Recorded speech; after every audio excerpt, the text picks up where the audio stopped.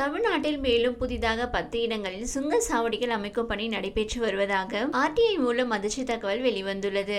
இந்திய தேசிய நெடுஞ்சாலைத்துறை ஆணையத்திற்கு சமூக ஆர்வலர் ஒருவர் பல்வேறு கேள்விகளை முன்வைத்து தகவல் அறியும் உரிமை சட்டத்தின் கீழ் எழுப்பிய கேள்விகளுக்கு ஆணையம் பதில் அளித்துள்ளது.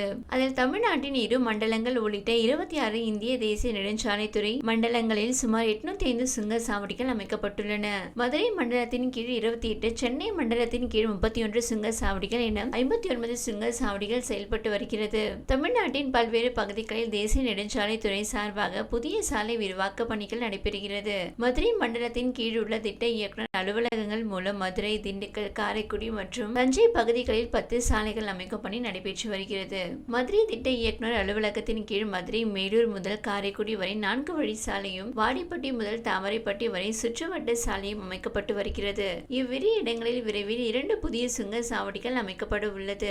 இதேபோல் தஞ்சை திட்ட இயக்குநர் அலுவலகத்தின் கீழ் விக்கிரவாண்டி முதல் சேதியாத்தோப்பு வரை 4 வழி சாலையும், மருங்கூர் கிராமத்தில் சுங்க சாவடியும் அமைகிறது. மேலும் திண்டுக்கல் முதல் தேனி வரை தேசிய நெடுஞ்சாலை அமைக்கும் பணியும், சேர்க்கப்பட்டி பகுதியில் சுங்க சாவடியும் அமைகிறது. கமலாபுரம் முதல் ஓட்டன்சத்திரம் வரை தேசிய நெடுஞ்சாலையும், பாறைப்பட்டி பகுதியில் சுங்க சாவடியும், மடத்துக்குளம் முதல் பொள்ளாச்சி வரை நெடுஞ்சாலை அமைக்கும் பணியும், கோமங்கலம், புதூர் பகுதியில் சுங்க சாவடியும் அமைய உள்ளது. காரைக்குடி திட்ட இயக்குநர் அலுவலகத்தின் கீழ் திருச்சி தேசிய நெடுஞ்சாலை NH83 திட்டம் கொண்டு வருகிறது.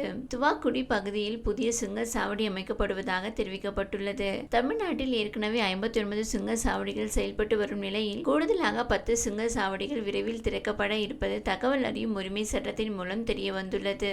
இது வாகன ஓட்டிகள் பொதுமக்கள் மத்தியில் பெரும் அதிர்ச்சியை ஏற்படுத்தியுள்ளது.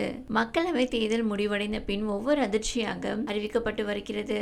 அந்த வகையில் தமிழகத்தில் ஜூலை 1 முதல் மின் கட்டணம் உயர்த்தப்பட உள்ளதாக அதிர்ச்சி தகவல் வெளியாகியுள்ளது. இதனால் இல்லத்தரசிகள் அதிர்ச்சியடைந்துள்ளனர். ஏற்கனவே கொளுத்திய வெயிலால் வீடுகளில் மின் கட்டணம் மும்மடங்காக உயர்ந்துள்ளதால் நடுத்தர வர்க்கத்தினர் விழிப்புதுங்கியுள்ளனர். தற்போது இந்த திடீர் அறிவிப்பால் செய்வதறியாத திகைத்து நிற்கின்றனர். இது குறித்து வெளியான செய்தி குறிப்பில் மின்வாரியம் 1.60 லட்சம் கோடி கடனுடன் நிதி நெருக்கடியில் சிக்கி தவித்து வருகிறது. இதனால் கடந்த 2022-23 மின் கட்டணம் உயர்த்தப்பட்ட நிலையில் அடுத்து வரும் 4 ஆண்டுகளுக்கு ஆண்டுதோறும் ஜூலை 1ஆம் தேதி மின் கட்டணம் உயர்த்தப்படும் என அறிவிக்கப்பட்டிருந்தது. அதன்படி அடுத்த மாதம் 6% வரை மின் கட்டணம் உயர்வு இருக்கலாம் என தெரிகிறது. இந்த தகவல் தமிழக மக்கள் மத்தியில் அதிர்ச்சியை ஏற்படுத்தியுள்ளது.